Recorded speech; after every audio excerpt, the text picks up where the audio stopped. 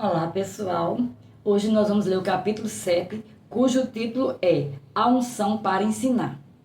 Embora eu não tenha sido um ensinador desde o início, sempre tinha o máximo respeito pela palavra de Deus e sempre era muito estudioso. Passava horas a fios estudando e lendo, pesquisando as coisas por conta própria nos meus primeiros anos como pastor. Embora não ensinasse tais coisas, não possuía nenhuma unção, nem orientação no sentido de ensinar. Mesmo assim, ensinava uma classe bíblica na igreja. Assim é o costume na maioria das igrejas pentecostais.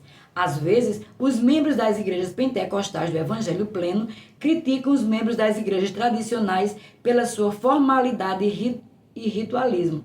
Mas os pentecostais também estão amarrados com seus costumes, estão dispostos a lutar pelos seus costumes. Todas as coisas desse tipo são ruins. Recebi o batismo no Espírito Santo e falei em outras línguas em 1937 e em 1939, conforme falo com senso de humor, recebi o pé esquerdo da comunhão, dentre os batistas e passei para os pentecostais. Minha esposa e eu aceitamos o pastorado de uma igrejinha pentecostal no norte do Texas. Os membros disseram: nosso costume é que o pastor ensine na classe bíblica dos homens e a esposa do pastor ensine na classe bíblica das senhoras mais idosas. Então respondi: simplesmente mudei o costume. Nessa altura, ainda não tivera muita experiência entre os pentecostais e imaginava que todos eles estivessem brotando asas. Descobri posteriormente que as protuberâncias eram meramente das omoplatas, não pretendiam brotar asas, e descobri que quem começa a mudar os costumes deles precisa preparar as costas para apanhar. Sendo assim, precisei manobrar e falar suavemente, mas finalmente consegui deixá-los compreender que minha esposa não ensinava. Disseram: tudo bem, vamos dizer-lhe o que faremos. Simplesmente reuniremos as classes dos homens e das mulheres de idades mais maduras e ter uma única aula no auditório do templo, administrada pelo pastor.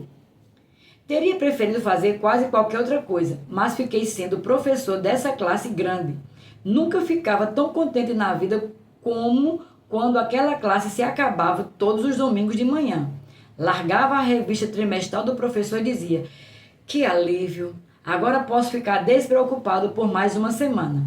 Detestava tanto o professorado que nem olhava para a revista da escola dominical durante a semana inteira.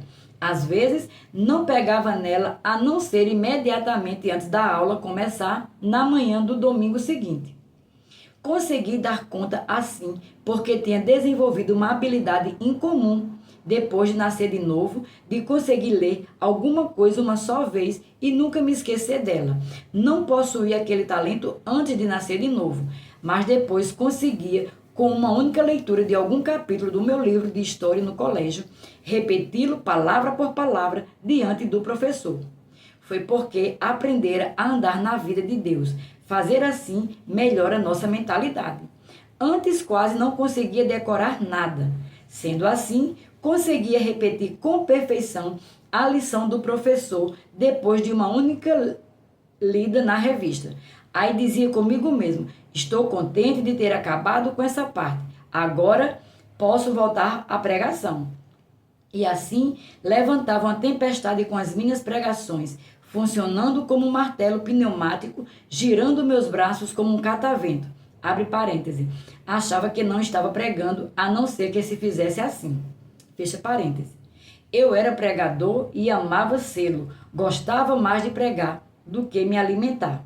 Preguei durante 9 anos. Só tinha mensagem evangelística. Nunca pregava outra coisa. Nem sequer tinha outra coisa para pregar. Lembro-me, porém, de certa quinta-feira, às 3 horas da tarde, o ano era 1943, tinha pregado desde 1934. Estivera deitado, depois atravessei a sala da casa pastoral e entrei na cozinha para beber água. Enquanto atravessava a sala de novo e estava bem no centro dela, algo caiu sobre mim e para dentro de mim. Desceu dentro de mim com um clique, como quando a ficha telefônica é recebida no orelhão. Fiquei totalmente imóvel. Sabia do que se tratava. Era um dom de ensino. A unção para ensinar caíra para dentro de mim. Falei: Agora sei ensinar. Quando recebo algum dom da parte de Deus, ponho a prova em primeiro lugar e encorajo você a fazer o mesmo. Comprove aquilo que você recebeu da parte de Deus e só depois poderá falar a respeito. Mas se nunca é comprovado, proclamá-lo não fará dele uma realidade. Não falei uma palavra sequer a respeito de possuir a unção para ensinar. Tínhamos um pequeno grupo de oração com 7 ou 8 mulheres que se reuniam entre as 14 e 16 horas na igreja. As pessoas entregavam pedidos de oração e aquelas mulheres oravam em favor desses pedidos e da igreja e dos cultos durante 2 horas. Minha esposa sempre se reunia com elas e eu também, usualmente. Treinamos esse grupinho a orar. Ficamos sendo guerreiros peritos na oração. Quem não desejava realmente alguma coisa não devia entregar a elas um pedido de oração, porque elas a obteriam a si mesmo. Sugeri a elas que estudássemos a Bíblia durante 1 hora antes da reunião de oração, mas não convidei outra pessoa a vir. Não era uma reunião que constava de boletim de anúncios. Comecei a ensinar aquelas 7 ou 8 mulheres e a unção vinha sobre mim. Eu nunca soubera que seria possível ficar em pé numa só posição e simplesmente ensinar a palavra e receber uma unção tão forte para ensinar. Pensava que o certo seria gritar a plenos pulmões, girar os braços como catavento e proferir as palavras com veemência como na pregação. Mas simplesmente em pé, aí no meio de um grupinho, ensinando-lhe a palavra, a unção vinha sobre mim tão fortemente que não aguentava mais. Precisava dizer: Senhor, desliga o poder, é demais para mim. Isso aí é receber uma bênção. Era como pegar num fio elétrico vivo. Aquela unção e a palavra fluíam para aquelas mulheres. Ao voltarem para casa, contaram aos respectivos maridos e às outras pessoas. Mesmo assim, nada avisamos a respeito do estudo bíblico da quarta-feira da tarde. Ninguém foi convidado a comparecer. As pessoas, porém, começaram a chegar às quartas-feiras de tarde, apesar de também termos os cultos regulares às quartas-feiras à noite. Os maridos daquelas mulheres saíam de licença dos empregos a fim de estarem ali naquele culto da tarde. Não demorou muito para enchermos o templo. Nas quartas-feiras, a assistência da tarde era maior do que a congregação que comparecia à noite. Comprovei meu dom de ensino. Funcionou. Comecei pela fé e continuei firme e o templo ficava lotado de tarde. Esse fato comprovou o dom, não é verdade? Comecei a ensinar cada vez mais no meu pastorado, ao ponto de haver um equilíbrio de cerca de metade do ensino e metade de pregação. Agora, é raro eu receber a unção para pregar.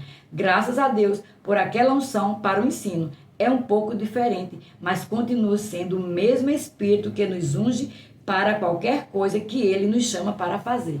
E aqui concluímos o capítulo 7. Até o próximo, em nome de Jesus.